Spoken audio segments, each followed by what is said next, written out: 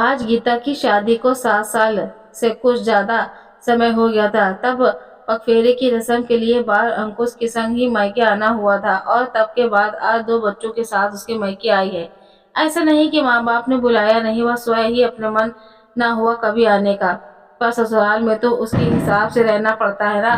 जब भी सास माँ से अपने घर जाने की बात कही तो साफ इनकार कर दिया। उन्होंने यह कहकर कि तुम गली जाओगी, वहां तो यह हर घर में कामों का व्यवस्था है और हर उम्र में मुझसे नहीं हो पाएगा सब। अंशु को सुबह उठकर टिफिन देना और उसके बाबा को बराबर दवा देना और दोनों बच्चों को शाम में पार्क में ले जाना ना तो मुझसे होता है ना ही मैं करना चाहती हूँ। बहू अपनी गृहस्थी संभालो, वो ही जरूरी है तुम्हारे लिए। उस घर में अब मोह ना पालो तो अच्छा है। वह मायूस होकर रह जाती है बेचारी गीता। एक ननद भी थी लेकिन अब वह भी अपने ससुराल में खुश थी। उसकी सास उसे उसने बच्चों की तरह लाड करती, उसकी इच्छाओं को पूरा ध्यान रखती थी। फिर भी जब उसे अच्छा बस अपने गांव गली की याद आती तो कभी कभी भेज भी देती। तो कुछ दिन रहने को वह आके आती तो गीता का काम और भी बढ़ जाता। उसकी पसंद का खाना पकाना, उसकी जरूरतों का ख्याल रखना भी और उसकी दिनचर्या में शामिल हो जाता जाना। वह मम्मी का सारा दिन को बतियाने घूमते फिरती। अगर कभी नंद कविता अपनी भाभी का हाथ बटाने का प्रयास भी करती तो सासू जी उसे किसी न किसी बहाने से अपने पास बुला लेती। कहती 4 दिन के लिए आती है, आराम से रहोवा करके लेगी। उसे काम की आदत है, उसका भी मन होता है नन्नन से हंसी ठट्टे करने का, कुछ समय उसके साथ बिताने का। पर बेचारी ऐसा करने का सिर्फ वो सोचती रह जाती। कभी तो मन में आता कि सासू जी से कहूँ कि विनीता अपने साथ है कुछ दिन तो क्या मैं मायके चली जाऊं। वो फिर सोचती कहीं उन्हें बुरा ना लग जाए कि मैं कामचोर करना चाह रही हूँ। 1-2 बार उसने अपने पति रवि से भी कहा कि वह उसकी माँ से मिलवाने के लिए ले चले तो उसने भी छुट्टी नहीं की। नहीं है अभी मेरे पास कहकर मुझे चुप करवा दिया।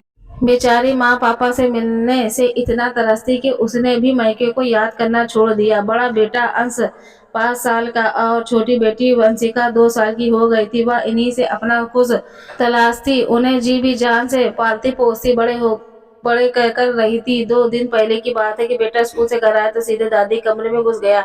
माँ ने आवाज लगाई, बेटा पहले हाथ मुंह धो लो, कहाँ हो, चलो खाना परोस दिया है, आओ मैं खिला दूं तुम। वहाँ ना आया तो उसने देखने पर वह अंदर कमरे में झांकने लगी। तभी उसे एक कदम ठिठक गई। दादी ने इशारे से कहा था वह प्लीज दादी मान जाओ ना, मेरे सभी दोस्त छुट्टियों में अपनी नानी के घर जाते हैं।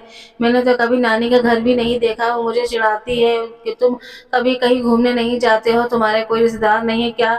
अरे बोला तो बेटा कुछ नहीं, रुक दादू घुमा लाएंगे तुझे बुआ के घर। अब वहाँ नाराज हो गया था, नहीं दादी मुझे तो नानी के घर ही जाना है। आप पापा को बोलो हमें कुछ दिनों के लिए वहाँ छोड़कर आए, मेरे दोस्त भी जाते हैं नानी के घर। फिर आकर वो खूब मजे से सारी बातें मुझे बताते हैं, मुझे भी पूछते हैं कि तेरी नानी का घर कैसा है, वहाँ मुझे क्या बनाकर खिलाती है, कहाँ घुमाती है, तुझे कुछ नहीं पता। इन छुट्टियों में हम वहाँ जाएंगे मतलब जाएंगे। दादी लाख चुप कराती रही पर वह ना था कि रट लगा बैठा। पहले बोला कि भेजोगी वरना मैं खाना नहीं खाऊंगा, तुम्हारा कोई बात नहीं सुनेगा। अच्छा पहले खाना खा, सोचती हूँ कुछ बोला नहीं मैंने। दादी पहले हमारे जाने के बाद मानोगी तभी खाऊंगा। अब दादी परेशानी में पड़ गई। वह अंश को बहुत प्यार करती थी, लाडला था उस घर का।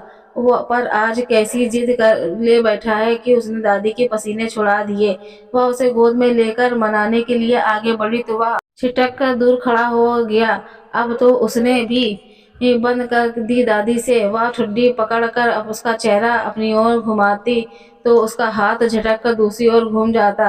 अब तो दादी हार ही गई और कहना ही पड़ा कि ठीक है, बता कब है छुट्टियां तेरी। इस चहक उठा, परसों मैं सोमवार से है दादी। उसने अपने बैग से डायरी निकाल कर दादी को दिखाई, देखो मैम, मेरी मैम ने इसमें नोट की है, छुट्टियां पूरे 40 दिन की छुट्टियां हैं। ठीक है मैं शाम को तेरे पापा से बोलती हूँ, छोड़ आएगा तुम्हें, पर जल्दी ही वापस आना पड़ेगा। 1 सप्ताह में आ जाना। घर आकर छुट्टियों में मिला होमवर्क भी करना पड़ता है। नहीं दादी क्या बात हुई, 1 सप्ताह में तो कोई नानी हमें कहीं घुमाने भी ले नहीं जा सकती पाएंगी। मैं तो वहाँ खूब मस्ती करना चाहता हूँ। 20 दिन से पहले मैं वहाँ से आने वाला नहीं। नहीं भेजना है तो मत भेजो बस, लेकिन फिर मुझसे देते उसने अब मायके जाने के लिए पूछना ही बंद कर दिया था। एक दिन उसने अपने बेटे अंश को नानी के घर जाने के लिए दादी के घर जाने की जिद करते सुना। बहुत देर बाद ही सही दादी भेजने का मान गई, पर वह जल्दी वापस आने को बोली तो अंश नाराज हो जाता है। और अब शाम को अंकुश का फिर से वापस आया तो माँ ने उसे अंश की अच्छा बोल, ऐसे जिद कैसी जिद का सवाल है, वो भला बताओ, उसे मैं खबर लेता हूँ। उसकी माँ ने समझाया, बच्चा है, दोस्तों ने उसकी छुट्टी के घूमने जाने की बात सुनकर वह जिद कर बैठा है। और बात भी तो सही कह रहा है, अभी तक वह ननिहाल नहीं गया। कभी ऐसा कर कुछ दिनों के लिए छोड़ आ बच्चों को। वहीं भी कई बार जाने की कहती रहती थी, पर मैंने भेजने का साहस न कर पाई। अब तो उसने कहा भी कहना भी छोड़ दिया। बच्चा जिद कर रहा है तो कुछ दिन सही, हो जाएगा वहाँ। अंकुश बोला, फिर यहाँ कैसे चलेगा, तुम पे हो जाएगा, घर का काम देखते हैं। पहले तो बहू से बोल जाने की तैयारी कर ले, अंश का मुरझाया चेहरा नहीं देख जाता। माँ ने अंकुश को समझाया, ठीक है, मैं ये क्या सुन रहा हूँ, आज अंश ने दादी की जिद की, वो भी ननिहाल जाने की। कहीं तुमने तो नहीं सिखा कर भेजा है अंकुश को, पलक पर परसते हुए कहा। आप कैसी बात कर रहे हो, मैं क्यों कहूंगी उसे ऐसा करने को, आज से पहले क्या कभी। अगर मुझे कहना होगा तो आप लोगों से कहूंगी ना कि बच्चे का इस्तेमाल करूंगी, और किसी से कहने से होगा क्या। सब तो अपना अपना ही सोचते हैं, इसलिए मैंने तो अपना मन मारकर जुबान पर ताला जड़ दिया दिया है। गीता भी खुद को छलित होते हुए अंकुश ने नाराज थी, उसने भी अपनी अंशिका को सुलाया, फिर मुंह घुमाकर लेट गए। अंश दादी के पास सोने चला गया। थोड़ी देर की चुप्पी के बाद अंकुश समझ गया कि गीता नाराज हो गई है। उसने उसे पुकारा पुकारा, पर गीता चुप रही। आज उसकी आत्मा आहत हो गई। अंकुश ने पकड़कर उसका मुंह अपनी तरफ घुमाया और उसके चेहरे पर नजर टिकाकर पूछा, नाराज हो क्या? क्या तो क्या खुश होना चाहिए था? गीता ने तुरंत बात पकड़ते हुए कहा, देखो मेरी बात सुनो, तुम मेरी आदत जानती हो, मैं माँ की परेशानी नहीं देख सकता, इसलिए तुम्हें मायके जाने से रोक देता हूँ। और आज अपनी पहली बार अंश ने दादी से जिद की तो गुस्सा आ गया। अच्छा चलो सॉरी, वह दोनों कान पकड़कर बोला तो गीता को भी हंसी आ गई। वह बोली, चलो ठीक है, सो जाओ, मुझे भी नींद आ रही है। अच्छा जी, मैडम को नींद आ रही है, पर मेरी बात सुनकर तुम्हें कम से कम आज की रात तो नींद नहीं आने वाली। मैं जानता, क्या बात ऐसी, क्या कोई खुशखबरी है? हो ऐसा ही समझ लो आज। अच्छा एक काम करो, चाय बनाकर लाओ, फिर बताता हूँ। इस वक्त चाय चाहिए आपको, फिर कहोगे नींद नहीं आ रही। कोई बात नहीं, तुम चाय ले आओ और अपने लिए भी लाना, क्योंकि तुम सो जाओगी। तुम भी नहीं थी। गीता की तो उत्सुकता बढ़ती जा रही थी। वह जाकर 2 कप चाय झटपट से बना लाई और पास बैठते ही बोली, अब बताइए क्या बात है। बताता हूँ, चाय तो पी लो, क्या पता फिर तुम्हारी चाय ही धरी रह जाए। अब उसने फिर नाराजगी जताते हुए मुंह बना लिया तो अंकुश बोला, चाय पीकर नींद तो तुम्हारी खराब हो ही गई है। अब ऐसा करो, अपने और बच्चों के जरूरी सामान के साथ सब कुछ कपड़े पैक कर लो, तुम सुबह मायके जा रही हो। गीता ने तो चौंक कर अंकुश को देखा। यही ये मेरा मजाक तो नहीं बना रहे हैं? उसने पूछा, तबीयत तो ठीक है ना तुम्हारी? क्यों, तुम्हें ऐसा क्या लगा? मैं इतना भी बुरा नहीं हूँ मैडम, पर हाँ, माँ की मर्जी के बिना तुमको वहाँ जाने की इजाजत नहीं दे सकता। इतना तो इन इन 7 सालों में तुम जान चुकी होगी। माँ मान गई तुम्हें वहां भेजने को, उन्होंने कहा है कि जाने की तैयारी करो, पर उन्होंने तो अंकुश को 1 सप्ताह के लिए ही बोला था, और उसने 20 दिनों की जिद की थी, इसलिए उन्हें भी जाने से मना कर दिया। हाँ बताया माँ ने मुझे, तुम जाने को तैयारी करो, आगे मैं संभाल लूंगा। अब तो सच में गीता की नींद ही मानो पंख लग गए थे और वो उड़ना उड़न छू हो गई थी। उसने अपनी अति उत्साहित से होकर अंकुश को अग्नि कन में ले लिया और अंकुश ने भी प्यार से उसका माथा चुमले हुए बोला, चलो मैं तुम्हारी पैकिंग में मदद करता हूँ ताकि काम जल्दी निपट जाए और तुम भी थोड़ा आराम कर पाओ, फिर मैं तुम सबको खुद छोड़कर आऊंगा। सच्ची ना?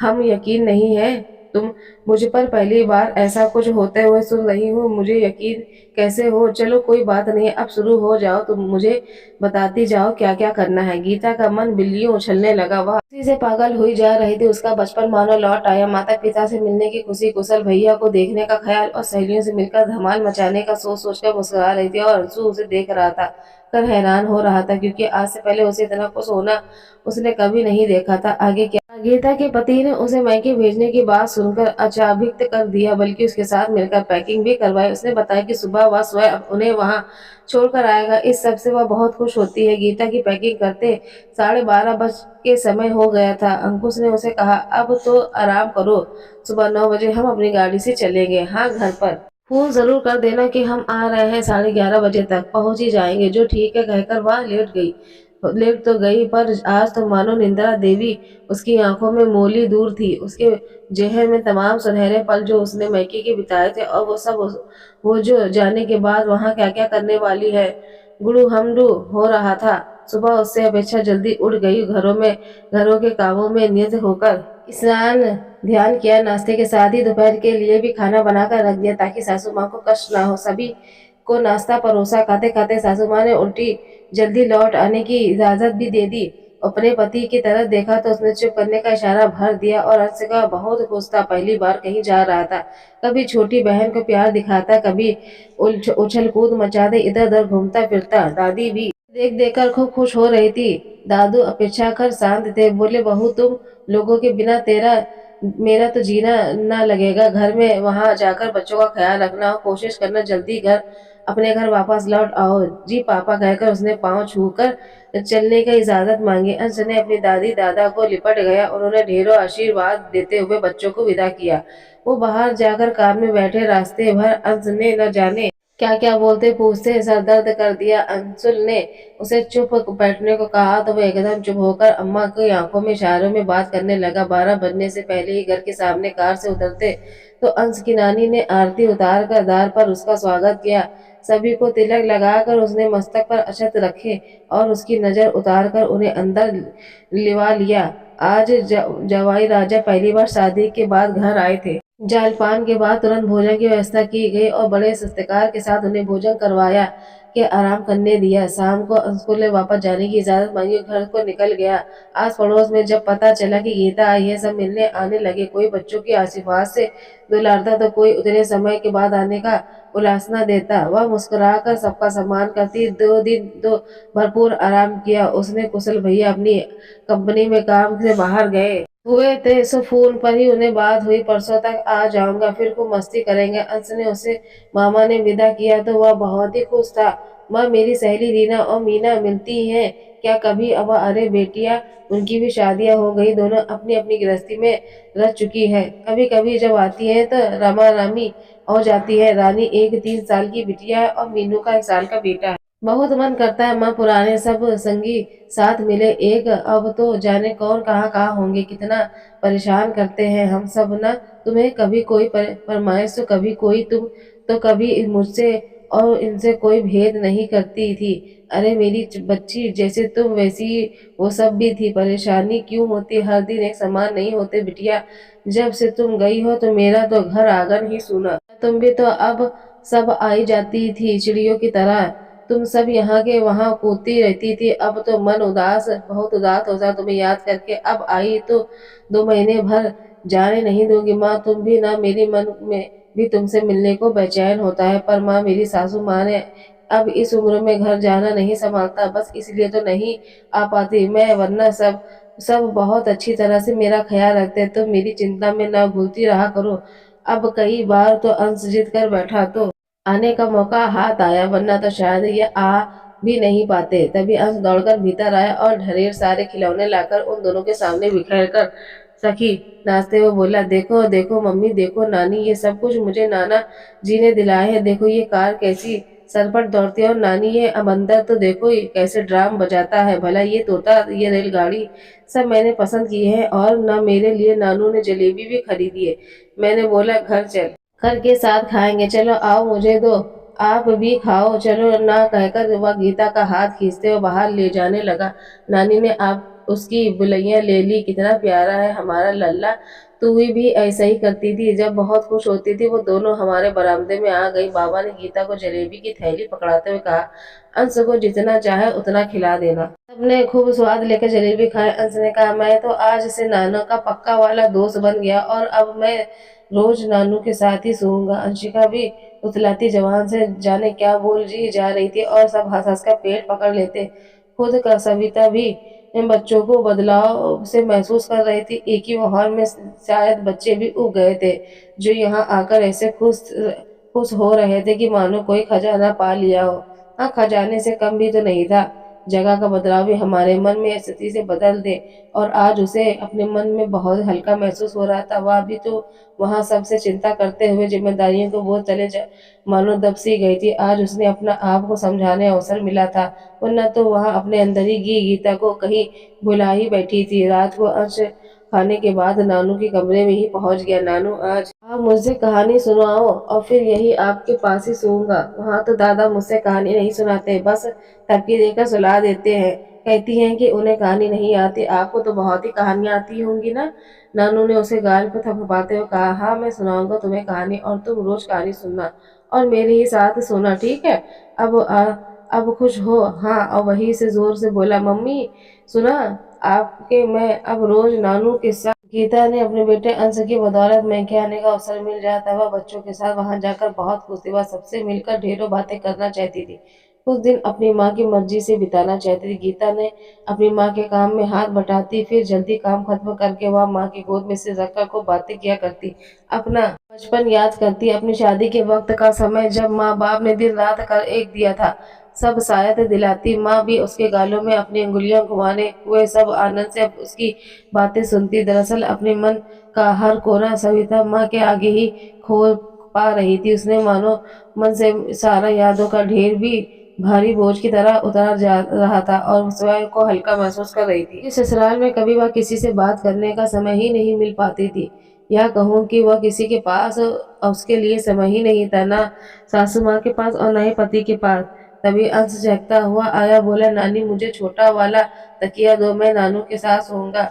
छतीजा तो ने कहा, बेटा नानू के साथ सोने की आदत हो गई तो वह चक्कर चलकर बहुत परेशान होगी, मेरे पास आ जाओ। पैरों को उछलते हुए फिर वह इशारा करने लगा, वह मासूम, सोने दो मम्मी, वहाँ भी आपके साथ ही सो सकता हूँ, पर यहाँ नानू तो नहीं होंगे ना, मुझे वहाँ तो कोई कहानी भी नहीं सुनाता, प्लीज मम्मी प्लीज। उसका मासूम चेहरा देखकर माँ बेटी दोनों ने मुखड़े पर मुस्कान तैर गई। आशिकी भी खेलते खेलते सो गई। माँ तुम मेरे साथ ही सो जाओ ना, कहते हुए गीता ने अपनी माँ को प्यार से देखा तो वह भी मानकर कह पाई। बेटी का मुंह उसे भी उसके साथ अधिक से अधिक समय बिताने को कहता है। आज कुशल अब के आने की बात हुई थी तो नन्हा आज सुबह से ही अपने मामू की बाट में रहा था। आज ही मैं पहली बार अपने मामू से मिलूंगा। पता है मेरे मामू बहुत इतने बड़े हैं, मेरी मम्मा से भी बड़े हैं। मेरे मामू ने मेरे लिए खिलौने और मिठाई भी लाएंगे। वह तो मुझे घुमाने भी ले जाएंगे। हम तो बड़े वाले पार्क में घूमने जाएंगे। बहू मन आज बहुत खुश था। वह पड़ोसन से रहने वाला निशी को यह सब पता रहा था। निशी भी बड़े उत्साह से उसकी बातें सुन रही थी। अच्छी दोस्ती कर ली थी अंश ने उसने। शाम को जब अंश सोकर उठा तो उसने सबसे पहले यह पूछा, मामू आ गए क्या? मम्मी ने उसे वो सताते हुए कहा, अब तो आपके मामू कल आएंगे, फोन पर बोला उन्होंने। नहीं जी, मेरे मामू तो अभी आएंगे, मुझसे भी बोला उन्होंने। और वह मामू को देखने घर से बाहर चला दिया। नानी ने उसे समझाया कि यूं अकेले घर से बाहर नहीं जाते, छोटे बच्चे मामू आएंगे तो बाहर तो रहेंगे नहीं, भीतर ही आएंगे ना। तब कहीं माँ नहीं और खेल में लग गया। रात में को ठीक 8 बजे रहे, दरवाजे पर दस्तक हुई तो लपक कर दरवाजा खोलने गया और किसी अजनबी को देखकर ठिठक गया। वह फिर हाथ जोड़कर नमस्कार किया और पूछा, आप कौन है? किससे मिलना है आपको? घुटने के बल झुकते हुए उस अजनबी ने कहा, अगर मैं यही सही सोच रहा हूँ तो तुम जो हो ना। हाँ, यानी आप मेरे कुशल मामू हैं? आए मेरे मामू आ गए जी। वह जोर जोर से चिल्ला रहा था। कुशल ने अपना बैग वतन आ गया और दीवार के साथ टिक गया और अंश को गोद में लेकर खूब प्यार किया। फिर बोला, दिखाओ आप मेरे लिए क्या लाए हो। गीता ने तो उसे टोका, और बेटा का क्या था? मामा भी अभी बाहर से थके आए थे, उन्हें नहा धोकर फ्रेश तो होने दो, तब तो दिखाएंगे तुम्हारे लिए गिफ्ट। ठीक है मामू, आप जाओ नहा लो जल्दी से, मुझे देखना है क्या लाए हो आप मेरे लिए। कुशल ने अंश की मासूम सूरत देखी तो उसे एक किस्ती दी और वॉशरूम की तरफ बढ़ गया। थोड़ी देर में फ्रेश होकर तौलिए से अपने बाल लड़ते हुए बाहर आया तो अंश को दरवाजे से बाहर दीवार से पीठ लगाए पाया। उसने अंश का हाथ पकड़कर अपने बेड पर लिया, उठा लिया और उसका गिफ्ट अपने बैग से निकाल कर उसके आगे रख दिया और तुरंत उसे खेलने लगा। पैकेट में एक फुटबॉल था और एक ड्राइंग बुक।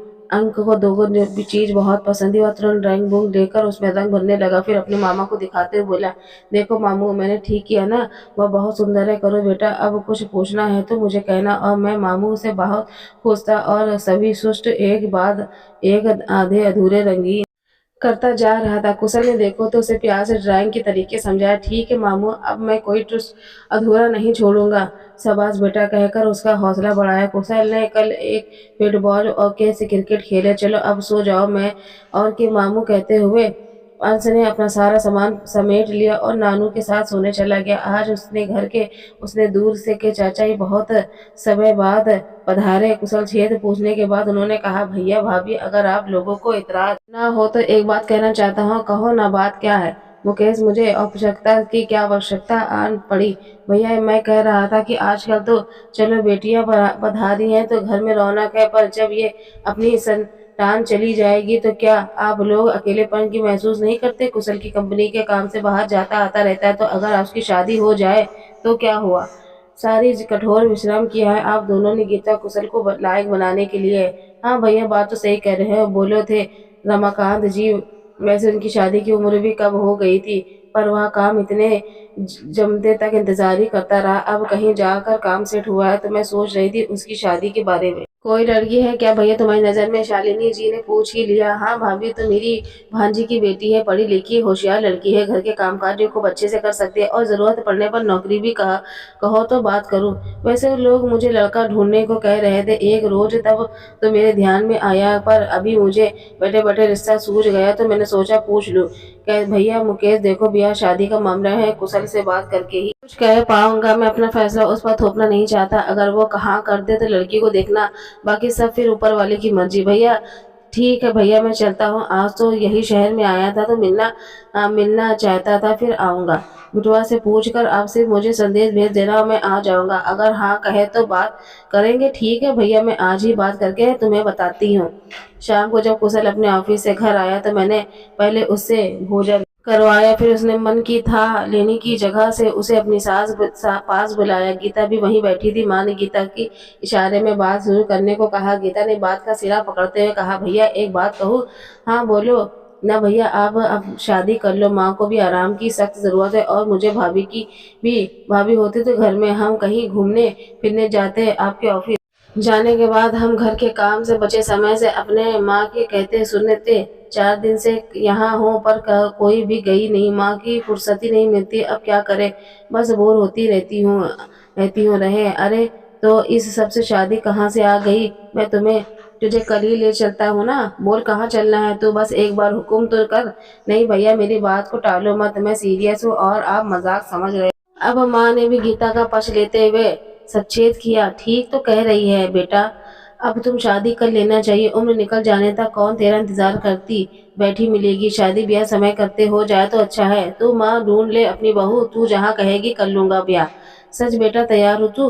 कह दूं तेरे बाबा से? उठकर उसने वलैया लेते हुए कहती है। आवाज देकर वह रमाकांत जी को वहां बुला लेती है। क्या हुआ? कुशल की माँ कहते चिल्लाते हुए, भाई अरे देखो चलो, अच्छी बात है, कुशल मान गया शादी करने को। अब मुकेश भैया को बता दीजिए कि बात करके देख ले, इस लड़की पसंद आ गई तो दिखते हैं, वरना तो कहीं और भी देखेंगे। ठीक कहती हो ना? करता हूँ बात। अगले दिन तड़पते रकमकांत जी ने मुकेश को फोन पर लड़की की फोटो दिखाने की बात मुकेश को कही। उन्होंने कहा कि अगली फुर्सत को आकर फोटो और सारी जानकारी दे जाना। बाकी लाडला लड़का अपनी समझ से है या ना करेगी। ठीक है भैया, मुकेश ने कहा। गीता और उसकी माँ कुशल के मान जाने से बहुत खुश थे। पहले भी कई बार शालिनी जी उसे शादी की बात पूछ चुकी थी, पर वही मान कर देता था। कहीं पहली मेरी नौकरी पक्की होने दो बस। अब वह इसलिए उससे कुछ ना पूछती। अब कई बार उन्होंने इसलिए सुविधा से आग्रह करवाया था कि अब 2-4 महीने पहले उसकी नौकरी भी पक्की हो गई थी। 2 दिन बाद मुकेश का फोन आया कि हम कल आ रहे हैं। कुशल की चाची भी आ रही है, उसे भी आप लोगों से मिलने का बहुत मन है। हाँ हाँ भैया, लेते आओ, अच्छी बात है। कुशल अब शादी करने को मान जाता है और लड़की देखने को बोल देता है। परिवार का सब लोग उसके इस निर्णय से बहुत खुश है। रमाकांत जी ने मुकेश को संदेश दे दिया, वह लड़की की फोटो दिखाने आने वाला है। बेटा कुशल, आज हो सके तो थोड़ा जल्दी आ जाना। मुकेश चाचा और तेरी चाची आ रहे हैं। आज जैसे ही कुशल ऑफिस को निकलने लगा तो बाबा ने आवाज दी, ठीक है बाबा, कोशिश करूंगा, कहकर वह निकल पड़ा। सुलेखा ने माँ के साथ मिलकर घर के काम निपटाया और अंश और अंशिका के साथ खेलने लगी ताकि बच्चे थक कर सो जाए। और सच में दोपहर बच्चे होते ही सो गए। तब तक शालिनी जी ने भोजन तैयार कर लिया। दोपहर का भोजन करने के बाद वो दोनों भी सुस्ताने को बच्चों के पास ही जा लेटी। तभी दरवाजे पर खटखटाने की आवाज सुनकर रमाकांत जी ने बाहर निकलकर देखा तो मुकेश सबनी खड़ा था। आओ आओ भैया, तुम्हें ही याद कर रहे थे, देर कर दी, क्या बात है? अरे आते समय जाने कहाँ से एक कील मोटरसाइकिल के टायर में जा घुसी और पंचर हो गया। किलोमीटर तक गाड़ी खींचने के बाद पंचर की दुकान मिली, वहीं कुछ समय लग गया पंचर बनवाने में। चलो फिर भोजन कर लो। और भोजन तो हम करके ही निकले थे। हाँ, चाय की गुंजाइश तो? अरे गीता बेटी, चाय चाची की बढ़िया की चाय पिलाओ, देखो कितने सालों के बाद आई हैं हमारे द्वारा। हम बाबा, अभी लाती हूँ। चाय बनाने लगती है और माँ के अंदर भेज देती है। चाय के साथ नमकीन, नमक पारे और बिस्कुट आदि लेकर सविता भीतर आती है और कहती है, चाची जी आपकी गुड़िया शायद पिंकी नाम है ना, उसका ब्याह हो गया?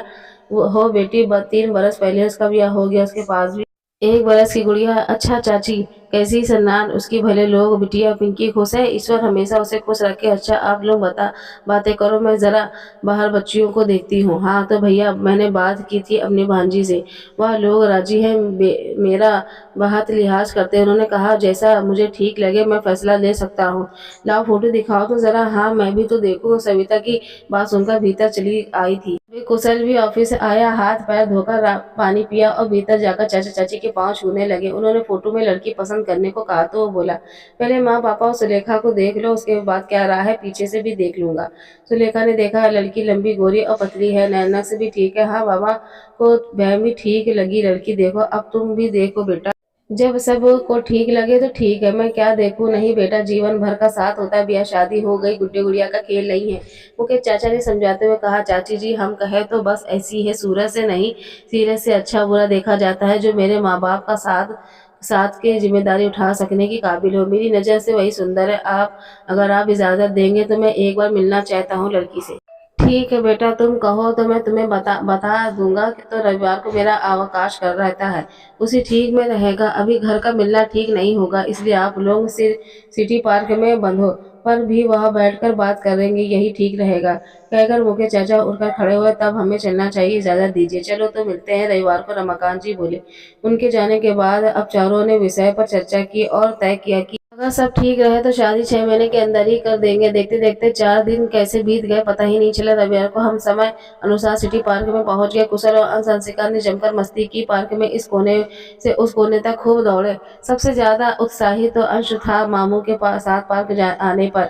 माँ और गीता क्या करना कैसा करना है अब रूपरेखा बनाने में लगी थी और बाबा की नजरें बार बार को द्वार पर टोल रही थी कि मुकेश के साथ लड़की और उसके माता पिता अभी तक आए क्यों नहीं। शाम को 6 बजे मुकेश आता दिखा। उसकी भांजी अपनी पति की और बेटी के साथ वो पार्क में आ चुके थे और मुकेश इधर उधर उन्हें ही देख रहा था। रमाकांत जी ने हाथ के इशारे में उन्हें अपनी ओर बुला लिया और वह उन लोगों को लेकर गीता और उसकी माँ के पास पहुंच गए। गीता बच्चों के साथ खेल में व्यस्त अपने भैया को बुलाने पार्क में दूसरे हिस्सा में चलती गई। गीता तो बच्चों के साथ रहना मुनासिब समझते हुए भैया को पिताजी के पास भेज दिया। कुशल ने आकर चाचा जी उन लोगों के प्रणाम किया और बैठ गया। लड़की के पिताजी ने कुशल को कामकाज के बारे में जानकारी लेकर कहा कि आप जो भी बात करना चाहते हैं संकेत से कहे। उन्हें बिटिया को उनके साथ जाने को कहा। दोनों उड़कर पार्क में जाते हुए दूसरे भाग से चले गए। वहां जाकर शुक्ल से सबसे पहले लड़की से उसका नाम पूछा और मैं अर्पिता, बैठिए, क्या आपको मैं पसंद हूँ? जी जी हाँ। आपने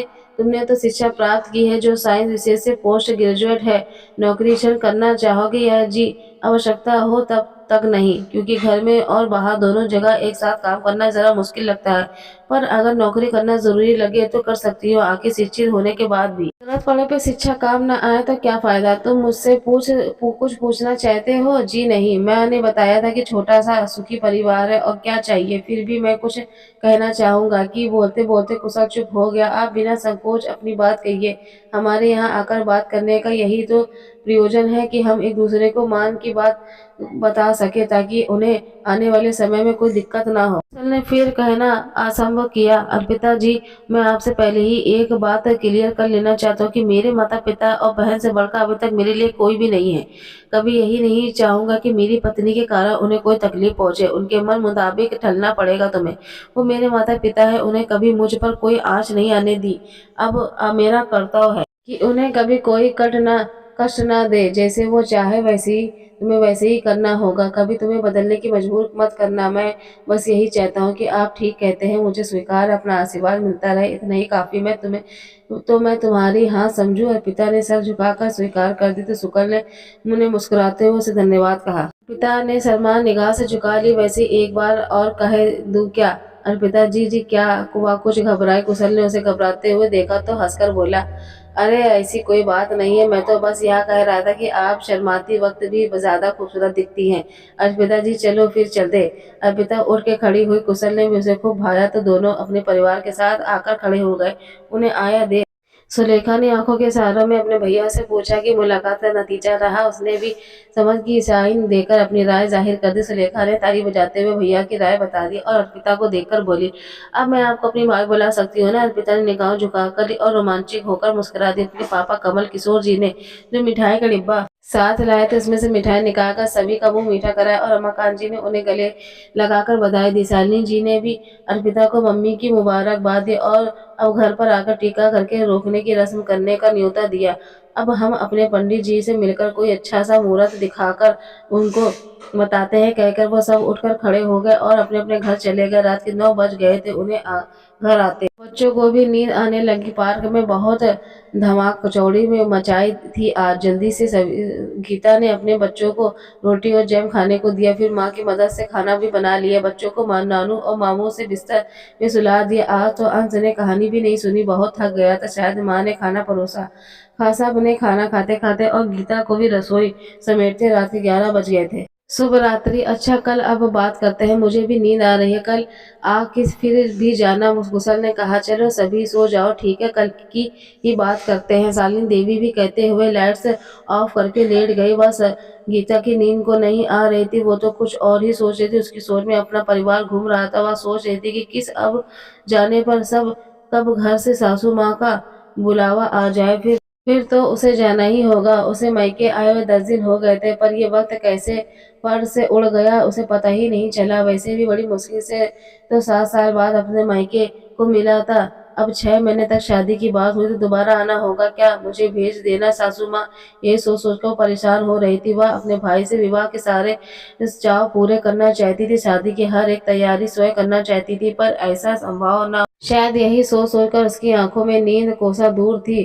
करवटें बदलते उन्हें रात बिताई। सुबह के समय आंख लगी तो जागने में कुछ देरी हो गई। अभी तक अपने पड़ा कुशल और अर्पिता एक दूसरे को पसंद कर लेते हैं और घर के 6 माह बाद उसकी शादी का निर्णय लेते हैं। सविता अपने हाथों में सारी तैयारी करना चाहती थी, पर सासू माँ उसे बार बार आने की अनुमति देगी या नहीं, वह अनिश्चित है।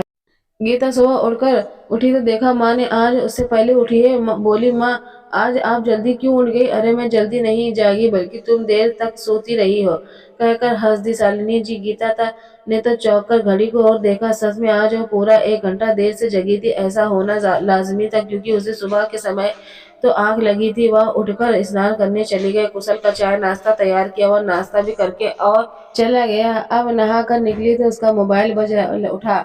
लपक कर उसने फोन रिसीव कर लिया। फोन अंकुश का था। हाँ, समाचार जान लेने के बाद गीता ने कुशल के भैया के लिए रिश्ता आने की बात उसे बता दी। वह भी बहुत खुश हुआ।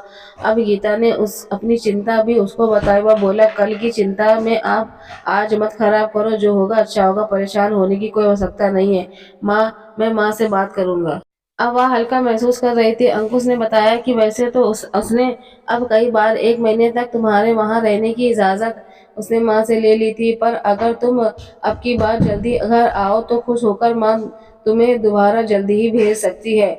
मैं भैया का रोका होने के बाद आ सकती हूँ। फिर मैं तुम्हें दोबारा फोन करती हूँ। तुम आगे माँ से पूछ लेना, ठीक है?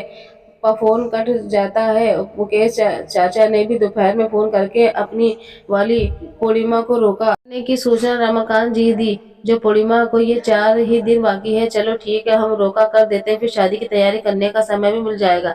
माँ ने कहा, चल लोगों की उपस्थिति के रोके की रस्म करने का विचार है हमारा, तुम दामाद जी को भी बुला लेना। बाबा ने कहा तो गीता बहुत प्रसन्न हुई। बाबा, मैं अपने भैया की शादी की शॉपिंग, भाभी के कपड़े, जेवर, एक चीज खुद पसंद करके लाना चाहती हूँ, इसलिए रोके के बाद मुझे आप विदा कर दीजिए, ताकि शादी की तैयारी करने में मैं फिर से जल्दी आ सकूं। सही कहती हो बेटी, अब बस तुम दोनों का ही संभालना है। दामाद जी रोके के बाद तुम्हें लेकर जा सकते हैं, मैं उनसे बात भी कर लूंगा ताकि तुम फिर से आ सको। कुछ जरूरी तैयारी के साथ साथ गीता की ससुराल ने भी न्योता दिया। रमाकांत जी ने अंशुल अपने पिताजी के साथ नियत समय से पूर्ण ही उसने भी मेहमानों को देख रेख करने को लेकर छुटपुट काम संभाल लिया। रसोई का काम गीता ने संभाल लिया। बच्चे आज नाना नानी के साथ साथ पापा और दादी जी के सानिध्य से बहुत खुश थे। शाम 6 बजे तक रोके की रस्म करके अर्पिता के परिवार वाले लौट गए। अब रमाकांत जी ने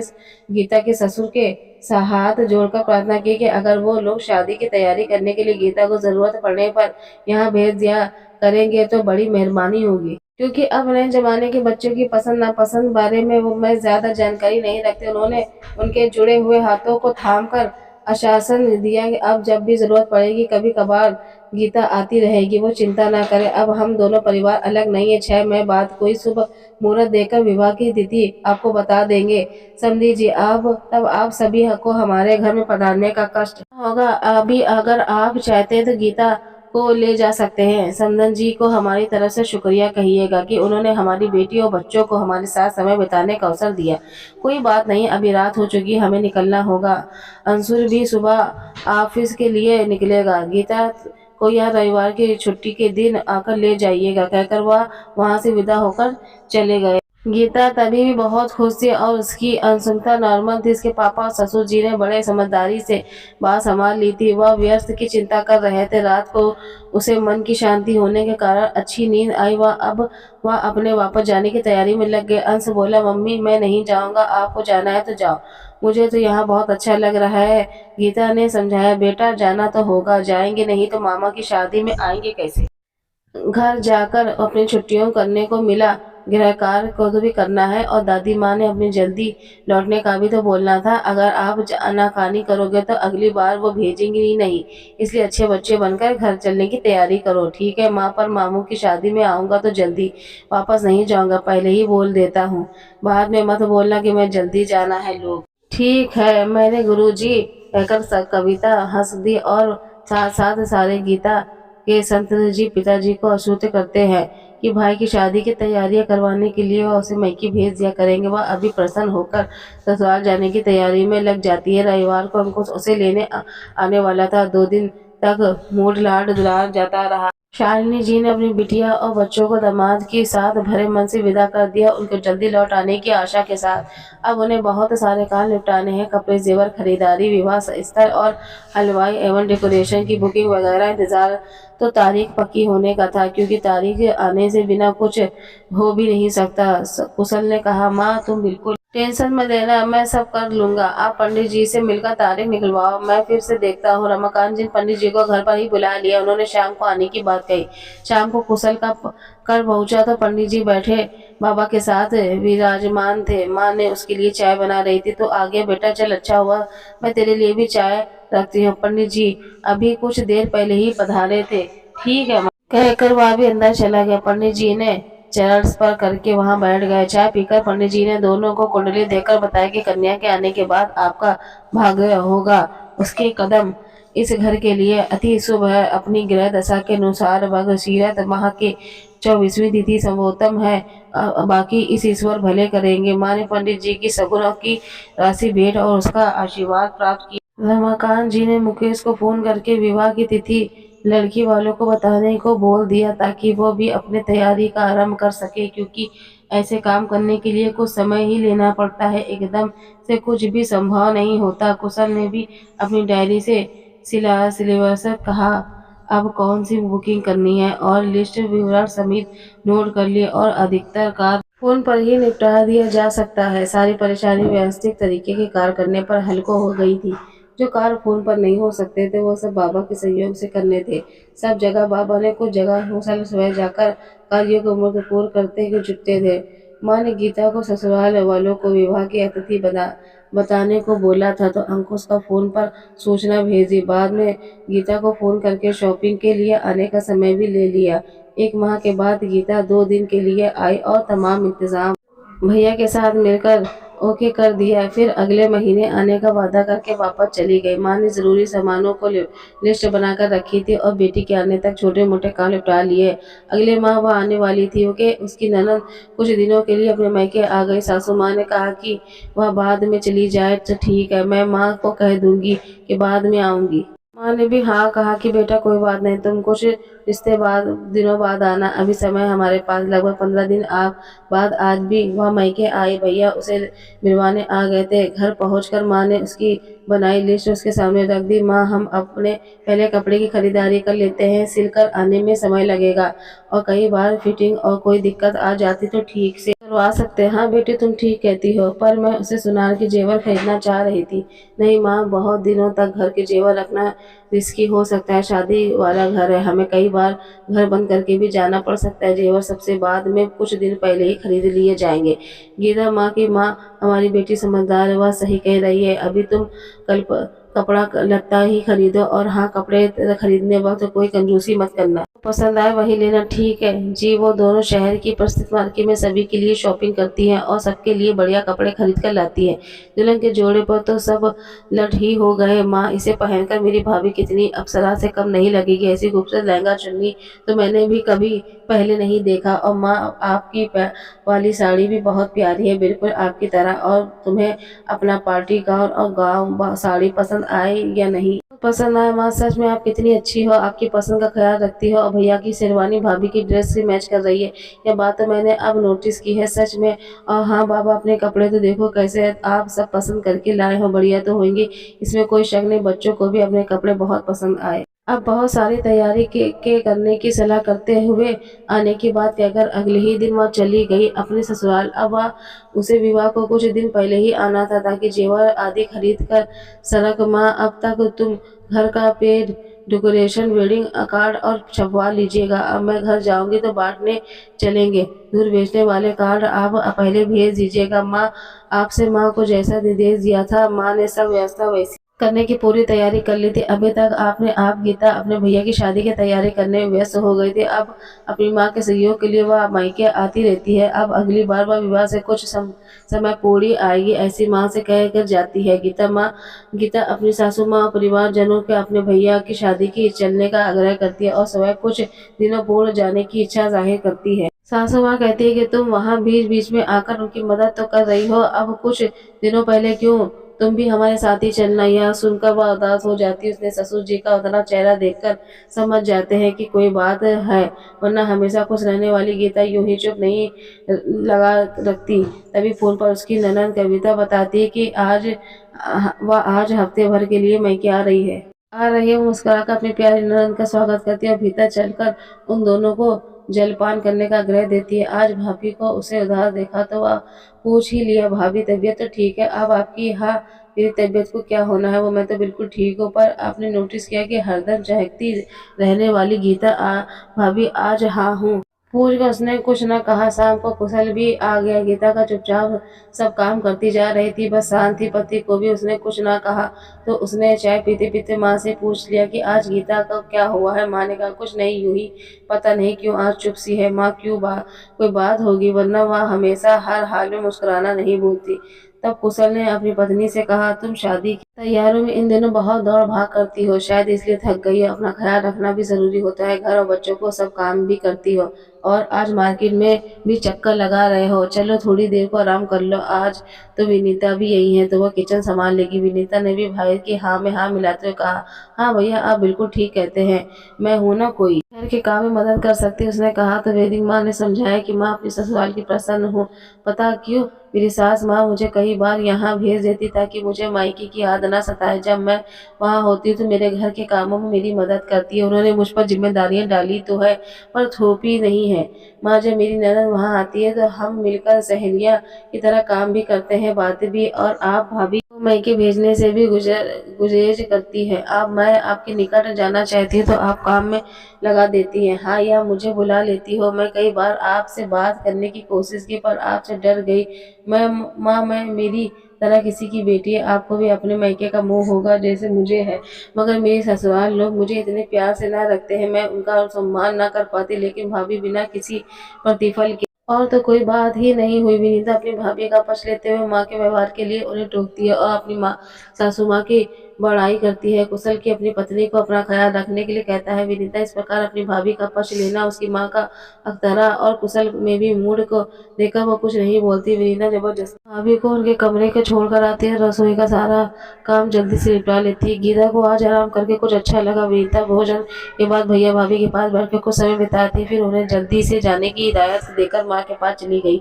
माँ ने कहा, क्या बात विनीता, तुम तो अब कई बार बहुत बदली हुई हो। भाभी से खूब हमदर्दी हो रही है, पहले तो ऐसी नहीं थी। विनीता माँ के पास बैठते हुए माँ का हाथ अपने हाथ में लिया और बड़े प्यार से माँ की आंखों को झांकते हुए उनकी गोद में लेट गए और बोली, माँ, मैं जो भी अब कहूँगी ध्यान से सुनना। मैं उसे समझाने की कोशिश करना भूल जाओ और सब गौरी को तुम्हारी बहू है। एक बार मानो कि उसकी जगह मैं हूँ।